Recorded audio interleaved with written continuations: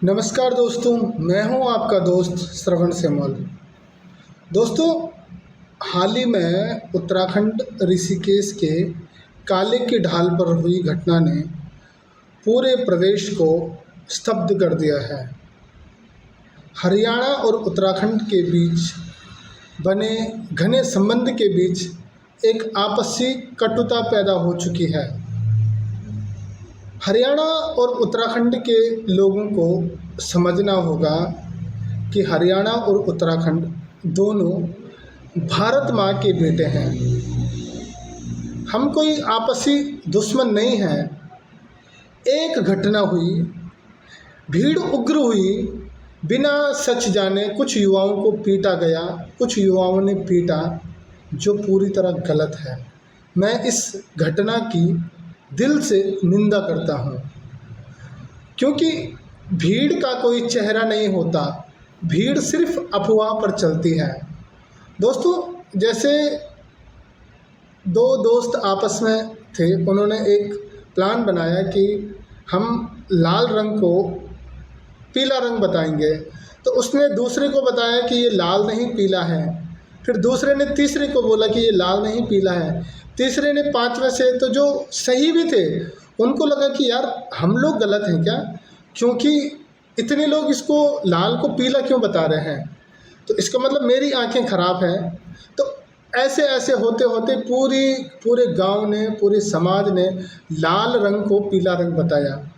ऋषिकेश की घटना भी ठीक इसी प्रकार है। एक ने बोला कि लड़कियों को छेड़ रहे थे, तो दूसरे ने बोला, तीसरे ने, इस प्रकार। लेकिन सबसे बड़ा सवाल ये है कि आखिर उत्तराखंड के लोगों पर इतना गुस्सा क्यों, पहाड़ का समाज इतना गुस्से में क्यों है, यह भी सोचने का विषय है।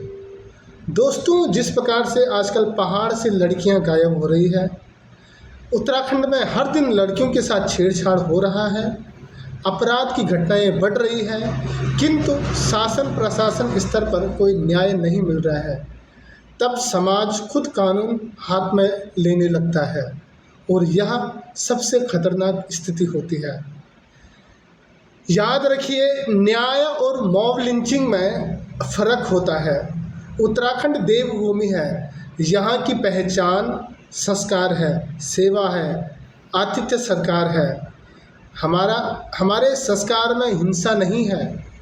राज्य आंदोलन के समय हम लोगों ने डंडे खाए, गोलियां खाई, पर हमने जवाबी वो नहीं किया, प्रतिकार उनके साथ युद्ध नहीं किया, क्योंकि हमारे संस्कार में हिंसा नहीं है। और मैं हरियाणा के उन युवाओं से भी कहना चाहता हूँ जो सोशल मीडिया पर अपना अहंकार जता रहे हैं कि हम ना होते तो उत्तराखंड भूखा मरता। दोस्तों, मैं हरियाणा के उन युवाओं से भी कहना चाहता हूँ कि उत्तराखंड किसी की बपोदी पे नहीं चल रहा है, उत्तराखंड को कोई पाल नहीं रहा है। उत्तराखंड वो राज्य है जिसने कापला कंडाली खाया, कोदा झंगोरा खाया, पर किसी के सामने गिड़गिड़ाया नहीं।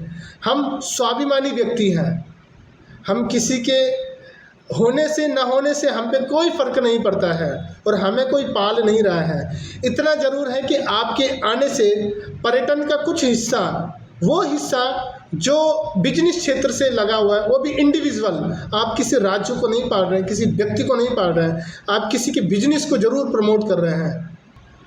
मैं हरियाणा के उन युवाओं से कहना चाहता हूँ कि भाई, पर्यटन एहसान से नहीं चलता है।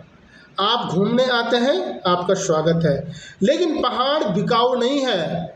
यहाँ लोग, मैंने वही कहा कि हम कापला कंडाली खाते हैं, हम बिकाऊ नहीं हैं।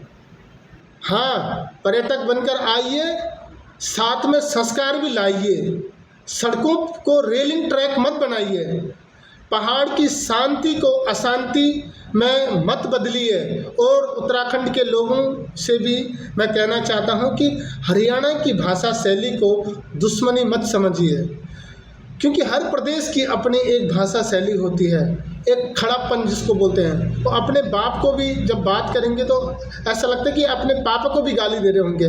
हमें इन चीज़ों को समझना होगा। आज ज़रूरत लड़ाई की नहीं, समझदारी की है।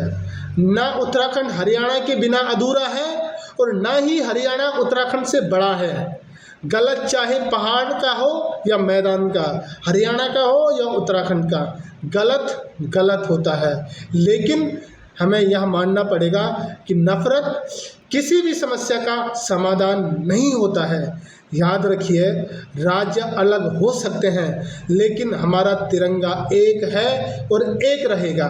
इसलिए मैं हरियाणा के लोगों से और उत्तराखंड के लोगों से भी निवेदन करना चाहता हूँ, जो हुआ गलत हुआ, जो गलत पक्ष है उसको सार्वजनिक मंचों पर आकर माफ़ी मांगनी चाहिए, तब चाहे हरियाणा के लोग गलत हो या उत्तराखंड के लोग। मैं गलत का सपोर्ट नहीं करता हूं। अगर हमारे लोगों ने गलत किया है तो उनको सार्वजनिक मंचों पर माफ़ी मांगनी चाहिए और सोशल मीडिया पर ऐसे दबंग वाले और ऐसे हिंसात्मक सोशल मीडिया पर इस प्रकार के बयान नहीं देने चाहिए। फ़िलहाल के लिए धन्यवाद।